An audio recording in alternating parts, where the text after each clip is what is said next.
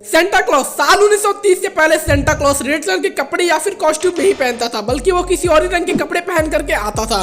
तो साल 1930 में ऐसा क्या हुआ कि जिसके बाद सेंटा क्लॉज रेड कलर के कपड़े पहनने लगा। और आखिर में क्या आप जानते हैं कि ये सेंटा क्लॉज था कौन, या फिर जिस जीसस क्राइस्ट के बर्थडे पर हम 25 दिसंबर को क्रिसमस डे मनाते हैं, उनका जन्म तो 25 दिसंबर को हुआ ही नहीं था। मिलेगा सबका जवाब, तो आप इस वीडियो को अंत तक जरूर देखना।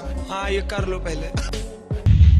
यह बात है बहुत सालों पहले की, जब टर्की में एक सैंट निकोलस नाम का व्यक्ति रहा करता था, जो कि बेसिकली एक चर्च का फादर था। सैंट निकोलस के जो पेरेंट्स थे वो बहुत ही ज्यादा अमीर थे और उनके पास बहुत ही सारा पैसा था। कुछ सालों बाद सैंट निकोलस के पेरेंट्स की डेथ हो गई और वह सारा पैसा सैंट निकोलस को मिल गया। लेकिन उसी शहर में एक गरीब फार्मर भी रहा करता था, जिसकी 3 बेटियां थी और तीनों की शादी करानी थी।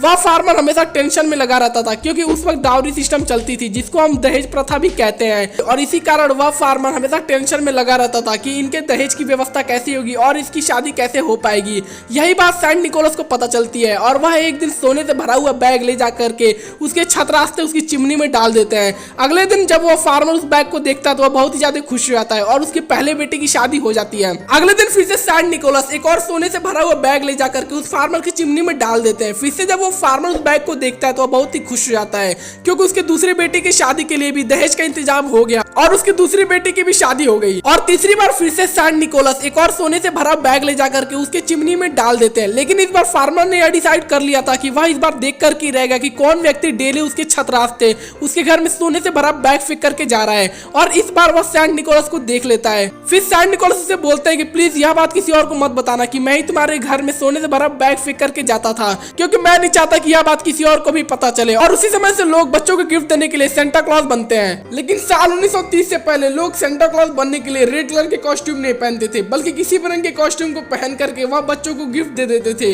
लेकिन साल 1930 में कोका कोला का एक ऐड आया था, जिसमें सेंटा क्लॉज रेड कलर के ड्रेस पहने थे। वह ऐड लोगों को इतना ज्यादा पसंद आया कि ऐसा लाइफ में भी लोग सेंटा क्लॉज बनने के लिए रेड कलर के ही कॉस्ट्यूम पहनने लगे।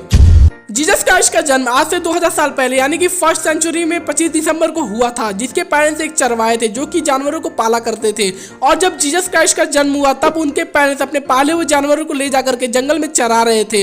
लेकिन जहाँ पर जीसस क्राइस्ट का जन्म हुआ वहाँ पर तो 25 दिसंबर में कोई भी घास भूस या फिर पेड़ पौधे होते ही नहीं है, क्योंकि ठंड की वजह से सारे घास और पेड़ पौधे मर जाते हैं। जो कि यह बताता है कि जीसस क्राइस्ट का जन्म 25 दिसंबर को हुआ ही नहीं था। अब आप बोलोगे जब उनका जन्म 25 दिसंबर को हुआ ही नहीं था तो हम क्रिसमस डे 25 दिसंबर को ही क्यों मनाते हैं।